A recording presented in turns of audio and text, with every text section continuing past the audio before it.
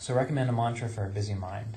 Any mantra works for a busy mind. A good one is so hum, which means when you inhale, you mentally hear the syllable so resonate in your awareness. And when you exhale, you mentally hear the syllable hum resonate within your awareness. And we have to remember that mantras are only focusing devices. In the Yoga Sutras, it says that meditation is alert and attentive concentration on your chosen object or ideal. That's the definition of meditation from the Yoga Sutras. Which means that if you choose a mantra, what that's doing is it's allowing you to direct your attention and hold it on a point. The longer you can hold your attention on this point, the stronger your consciousness becomes. That's why people who meditate well are usually more successful in their daily life, because they're able to see, this needs done. I can focus on it, I get it done, I move on to the next thing. You see, that's what this is doing. It's teaching you to bring your awareness to one point, hold it there, and stay there. And then what happens is, the more one-pointed you can be with the mantra practice, that's a preliminary stage. Because once you're clear, serene, whole, and focused, then what can you do? Then you can ask questions like, well, what is God? What is my infinite consciousness? What is my real self? And you can hold your focus there on this question until you get an answer. It's not just about quieting the mind, because once the mind's quiet, what are you going to do then? Again, you're always somewhere in infinite consciousness. So once the mind is quiet, then you can take it a step further and really get into wisdom, really get into knowledge, really get a sense, a direct experience of what you are, of what God is, and what your relationship is to God. So any mantra that you like will work. And that can also be Om God or Om Peace. One that I've been using lately is when I breathe in, I mentally focus on the word joy, and I mentally focus on the emotional feeling of joy. When I exhale, I hear the word peace, and I also emotionally imagine what it would feel like if I was in peace. And what is this doing? It's directing my consciousness towards joy and peace. It's allowing me to bring within my field of awareness the actual feeling and experience of peace. Is it just easier to keep something there than nothing? Again, that's the beautiful thing about yoga, like meditation, yoga practice, because it encompasses so many different ways of doing it. A very, very good way is what you're talking about, when you just become the witnessing presence and you're just watching things come through, because then you start to see that, you are not this, you are not that, and so on, and then the realizations come in that way too. So if your concept of the divine is what you're talking about, this nothingness or this watchfulness, that's good. I just find it harder practically I find it easier to try to focus on something. So hum. Right. So maybe I'm just more basic in my... Well, it's not about basic, it's just your temperament. Yogananda told Roy one time, I think it was either So Hum or the Hung Sol mantra, I forget which one, but told him in this group of people that if you would practice So Hum or Hung Sol for 5 hours straight, you would experience samadhi. And 5 hours, well, shoot. You might as well sit down and do it, right? So he did it, and what Roy discovered is that he could sit still for 5 hours.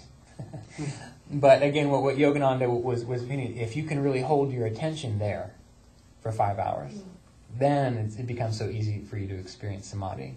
And the Hang Sam mantra, if someone just practiced that, Yogananda would say they would experience it. So it's not about basic or advanced, it's just about can you hold your attention somewhere, whether it's on a mantra or whether it's on watchfulness. It doesn't matter. Just pick one and stick with it. Okay. So the concept of love is actually a way that the human aspect experiences God. It's just a concept. Like even God, the term is a concept, right? Right. And so, but God, love is considered a manifestation of God. So if you can give your attention fully to the concept such as love, that will eventually lead you to the realization of His oneness. And you go past that, and then it's just... That's right, always... Which is actually completely without attributes. That's right. You start where you are, and then you just follow it. And that's the same thing with the Om vibration when you hear it in your ears. That's not considered the ultimate, but that's considered like the word, that comes forth from the Godhead. And by listening to it, then you flow your attention back into this Godhead. So all the meditation techniques are doing is flowing your attention back into the source. And the key with any meditation technique is being able to hold your attention with the technique. With any technique, you have to be able to hold it there. Because that way, the stronger you become at holding your attention there, the easier it is to hold your attention in God, you see. Because right now we're identified with this human form, and it's easy because we've put our attention on this human form for so long that, here we are. We just feel it all the time. So it's the same thing. The more you can direct your attention back to the divine, then you become just as in that state as you are in this state. So sometimes you hear the phrase, the problem is the solution. I think there is a lot of truth hidden within that expression. In concern of intimate relationships, what could you do to try and heal certain tensions so that there is nothing but ever-expanding growth? That's a good question. You've heard the saying that you can't solve a problem in the same state in which it was created. Okay, I think Einstein said that. If you are experiencing a problem, the best way to correct that problem is not to continue thinking about it. Like if you feel it right now, you don't want to keep thinking about it, because that's going to sustain the problem. The best way to find solutions to problems is to admit that it's there, because you don't want to deny problems. Admit that it's there. And then when you meditate, go into meditation, flow your awareness up through the chakras, the higher centers above the mind, or however you get beyond the mind. And you're not focusing on the problem within meditation, because meditation is meditation, it's not problem solving. However, once you experience that clear state, it's easier for you to experience the solution. And the solution comes not in the form of a thought, not in the form of a thinking process, but like an aha moment. The best way for relationships is to admit that there's a problem, and then within meditation, get yourself clear, and then afterwards ask, what can I do that would allow this to resolve itself? Or instead of looking at the problem, you would want to know, well, what is the result that I want to see?